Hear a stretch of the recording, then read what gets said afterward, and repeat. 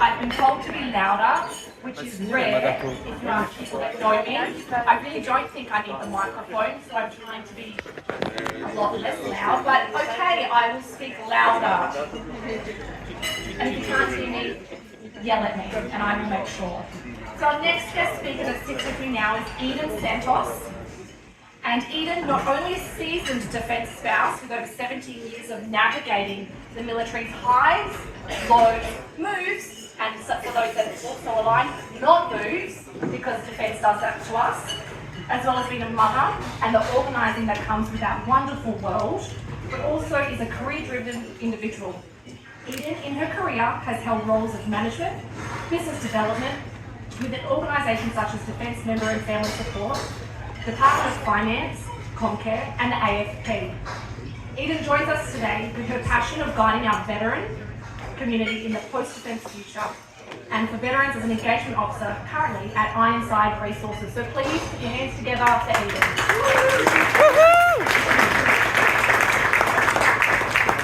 Now I think this is going to be a good one for me because I am a defence spouse, and sometimes we don't like the defence as defence spouses, but we grit our teeth, we smile, we wave to our husbands, toodaloo, and continue our journey as the wife and neck that turns the head of our household. Yeah, we are. So Eden, your passion as an advocate for veterans is inspiring. What drives you? My focus when I'm working with veterans in my role as engagement at Ironside Resources is that not everyone has a pushy spouse like my husband's lucky enough to have me.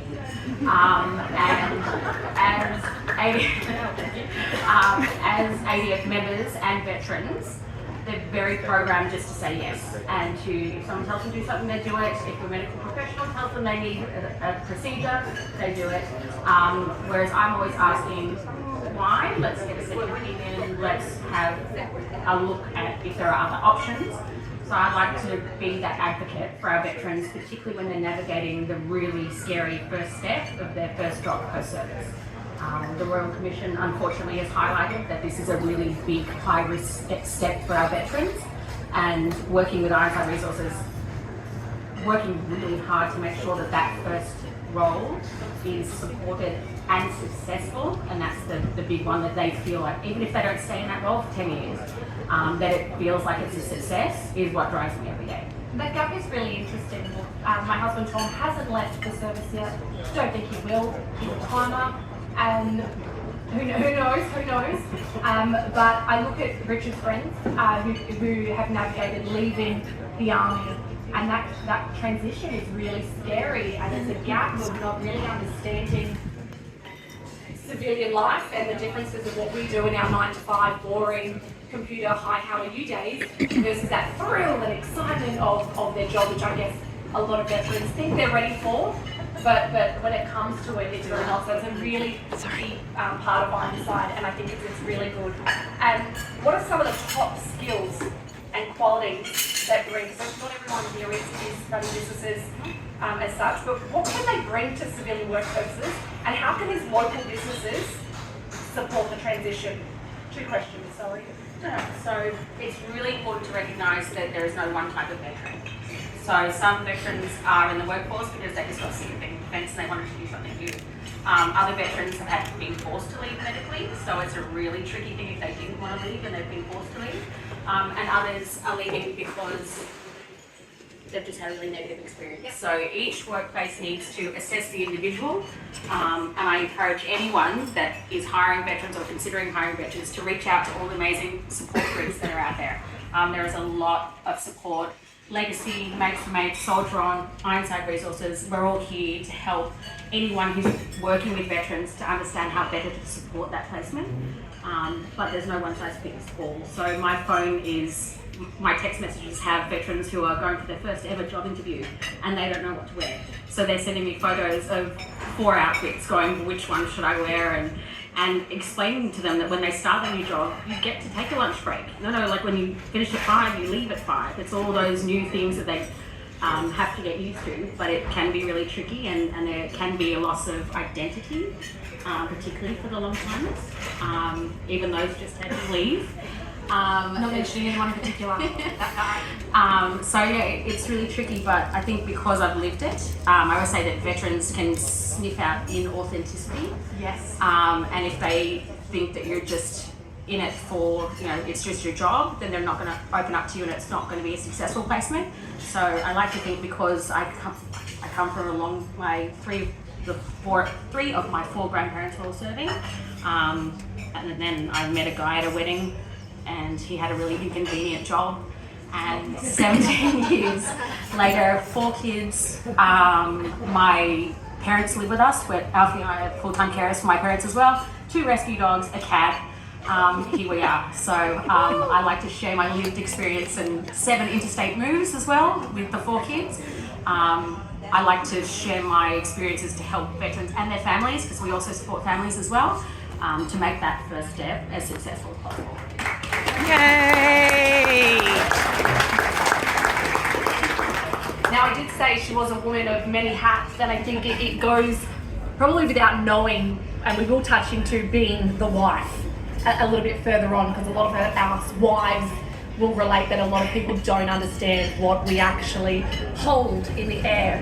But I really want, I think, for businesses to understand, what do veterans or those military personnel offer businesses? Because I see lots of attributes that I think, yes, there are negatives sometimes that come with hiring veterans and unknowns, but there are so many positives of having an ex-serviceman join your business. Rattle off 3. Tell me 3 things. Punctual, mateship, and loyal. But the whole rhetoric of veterans and needing help was the reason that my company was started by Rowena, my boss, who's here filming me, and her husband Glenn. They were wanting to break that stigma that veterans need your help. They need a hand up. You're helping a veteran. Veterans are an asset to any workplace, and we promote the positive aspects of our veterans. Yes. And how hardworking they are, and so we really try to change that rhetoric of, yep, you might need to tweak a little things. They might need some assistance. They might need help navigating HR because they've never done it. But veterans are an asset to any workplace. Let's move on to the wife title. Eye roll. One you don't generally get paid enough for or given credits due. How have your years as a defence spouse shaped your life and family? And I mean speaking about you. Yeah. As you might pick up, I'm quite irreverent about it all. It's shaped my life in that we made a decision very early on in our family that I would stay home. We had 3 kids, 3 and under. And then we got posted here to Cairns with no family support, no friends. And we just made the decision that I would stay home with them. And I think we as women are sold this story that you can have it all, and you can have it all, just not at the same time. So at that time in our life, those babies needed me at home with them. So we took the hit. We didn't go out for fancy dinners. We just stayed at home. Alfie was at sea. He was on patrol boats at the time. So I sacrificed career and friendships that we had to leave when we posted to Cairns. And children's friendships. Children's friendships that our eldest daughter is on her 6th school. Yep. But she's in year 12. She's resilient. When we posted here to Cairns again, she was going to year 10, which can be really tricky for high school girls at that age. I said to her, "Are you nervous?" And she said, "Well, I've made friends everywhere else we've been. Why would this be any different?" And I went, okay, resilient kid. So yeah, it's shaped my whole life, because at this point we've had to focus on Alfie's career, and Yes. I can't do both. I've tried to do both. I've tried to have a huge career, be there for the kids, be the perfect wife, be the perfect child, and I ended up underneath the dining table going, I'm not doing any of these well, and this is not working in my life. So I have not compartmentalized, just prioritized that at this moment, when the kids were little, I needed to be with them. When they started to go to school, I found the part-time roles that anyone in this room who's been a part-time working mum, you do 20 hours a week, but really you're the hardest worker in that office because you feel that guilt when you walk out and you're like, oh, bell's about to ring, I've got to go to the kids now. So I did those roles when the kids were at school, and now I'm lucky enough that I have an employer who realises the value of the defence spouse whose CV looks like a nightmare because I've had 14 different jobs, jump, and allows me that flexibility of if Alfie's away, they understand that I have to go and pick up the kids, or if things happen, they just trust me that I'm going to do my job, because I love it. But yeah, so it's changed every aspect of my life, but I love it. I think it's interesting as well, you know, when you create new friendship circles and when you come to certain places like Cairns, there's not a lot of military spouses as such. In compared to a Sydney posting or in my Darwin days, because I was born and bred and know way too many military people, I sit in conversations, and Trisha and I have this conversation quite a bit, like, how do you do it? And I'm like, well, it's an interesting beast. You're a single mum, but you can't find a new spouse. So you don't have that option. So you look at working ethics of a single mother who is raising their children, but you do not have the option of finding somebody else to help you raise that house, because it's a choice that we've made. We've chosen their career, we've chosen our spouse, we've decided, you know what, we're here for you. That drives me mad though when people say, well, you know what you were doing when you married him? And you're like, I just met a dude at a wedding. Like, I didn't think all this was going to happen. I was like, yours was a wedding, mine was a dance floor and a podium. No, all very different scenarios, but it is, you don't know what you're in for. The thrill of it I seek, as well as because I'm a bit of a thrill seeker, is the ride that they're on. I'm sort of on that journey as well, so I get to enjoy that ride. I get to see what they're doing. I get to live their highs, depending on what they want to share, because sometimes they don't share everything. They're very good at not sharing, Mark, at certain times. It always happens at other times. But actually, on that, I had a sailor come up to me once and say, oh, what's it like being married to Captain Crazy Horse? And I went, why do you call him Captain Crazy Horse? And he was just yanked away. So yeah, those moments, you know, and we love it, and we love our husbands. But I think, can you share two of the most important things to know, and this is going to maybe be on what being a defence spouse is, that others wouldn't have insight on? Two. Insights. How hard it is. It's hard in ways that you wouldn't expect. It's hard in the ways that no one ever gets gastro when dad's home. It's only when that shit's family out there. Nothing breaks. It's only when he's away. It's having to leave a job that you really, really loved because you're posting to a new place and driving out that underground car park in Canberra with tears streaming down your face going, oh, I loved that job. The other flip side of that is I love our defence life. We've done extraordinary things. I sat in that private dining room with Sir Peter and Lady Cosgrove. Like, who gets to do that thanks to Legacy? That was extraordinary. We've lived in amazing cities around this beautiful country. We've made connections and community everywhere we've been. Our kids somehow seem to be okay and are super resilient, and they're always up for the next adventure with us.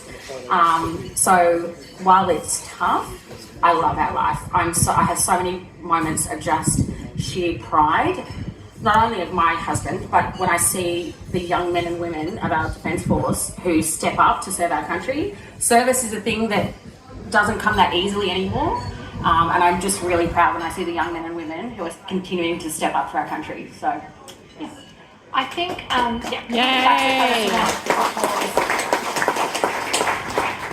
I think as spouses, our husbands or wives sometimes find it hard to communicate how grateful they are to what we take on and that burden. I'm sure Alfie is so proud of you as his wife.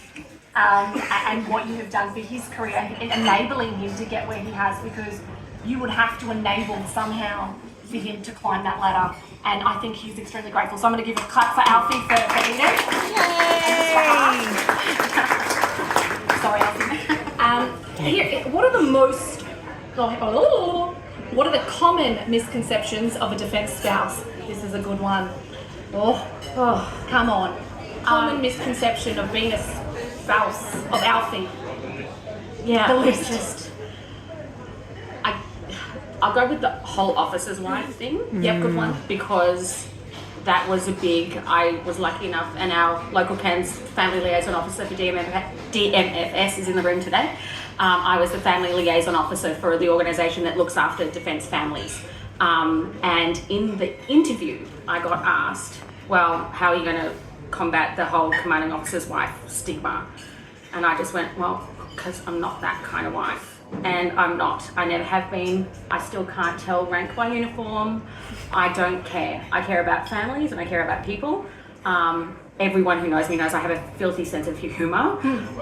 So yeah, I don't fit that typical officer's wife mould. Agree. Well, I wear two sides, so I'm like Army, Navy, Army, Navy. They're haters of each other at times. But I do agree. Unless there's a racket. Yeah, unless there's a racket. Unless there's a racket to pick on. See, look, Katie's got it now. Katie's got it. Oh. So how do you balance continuing and establishing your own career while supporting your husband's career and raising a family? There is a compromise. There's always a compromise, I think, in civilian life and military life. But you still need to make steps. You still need to be seen. You still need to show up and be seen by people in executive roles or be chosen. How do you ensure that part? How do you make that happen? Exhaustion. No, it's realising that everything is cyclical. Like right now, our life is insane. We've got 4 kids, 3 teenagers. There's a lot going on, but soon that will dwindle down and things will change. So when I have those moments of, oh my gosh, I'm just too tired, I can't do any of it, realise that those teenagers are going to be gone really soon. But it's also having employers that understand that your staff don't need to work 9 to 5, that they'll trust you to do your job.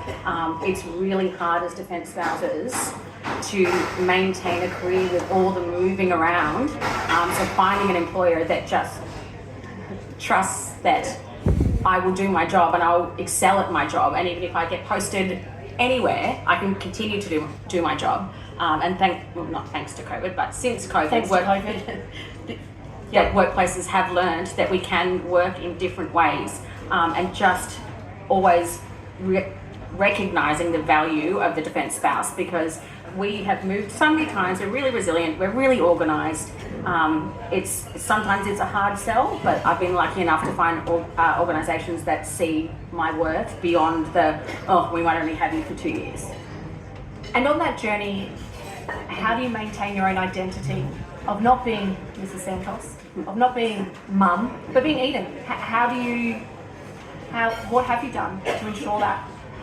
I think because I'm that person in all those things. So my kids know that I swear and that I'm loud, and I maintain my sense of independence just because I take it in everything. It's that authenticity piece again, right? Working with veterans, they won't believe you if I'm not my authentic self. And swear alert to everyone, I'm going to slightly swear. Whenever I've attended, they do deployment preparations for families. I've always wanted someone to get up and just go, it's going to be really shit, but these are ways to make it less shit. And that's the journey of it. There have been times where it's so hard, but there are steps to making it less hard. And I don't know how I've managed to stay myself in all of that. Resilience. It's a key word. Now, with legacy and all your veteran passion, how important do you think legacy plays a role in all these roles and hats you've worn? Legacy is invaluable in their support that I won't even talk to you, you understand? At the worst possible time when families need support. But the legacy house that is going to be built here in Cairns is what excites me, because our community needs that facility. Our community needs somewhere where veterans can bricks and mortar go to when they're not going to pick up a phone and call a 1-800 number. They need somewhere to walk and find a friendly face that is going to support them at their time when they desperately, desperately need it. So please, everyone, we need to make this house happen. So please dig deep for Legacy House in Cairns. Hey! You're looking at my run sheet. I know, I'm sorry. Stop it. I'm worried you're asking me a scary question. No, it's nothing scary. That's mine, done. See, I told you, not too tricky. Would anyone on the floor like to ask Eden any questions about Ironside, maybe how you can join, maybe tap on that, how if I wanted to be a business or how do I connect with you? So ironsideresources.com.au. I suppose you should touch more on what we actually do as an organisation. So we provide veteran recruitment services. We work with a lot of industries, including mining, civil construction, but we do a different role. We're not a not-for-profit, we're a for-profit, for-purpose business, and we're a social trader. We provide a really supported entry for that veteran. So there's a whole stepped process for every new person that we place. We support not only the business, not only the veteran, but we support the business as well in navigating that tricky first step to make sure that it is a successful first job. So if you are a local business, reach out. I think that's a really good start the conversation piece. Anybody questions? I can't see all the way around, but does anyone have a question for Eden? No. Well, let's put our hands together for Eden and say thank you. Thank you. Now, before Eden goes, can you all hear me? See, I told you I don't get the microphone. Just want to come together and say thank you to Eden between us and come along.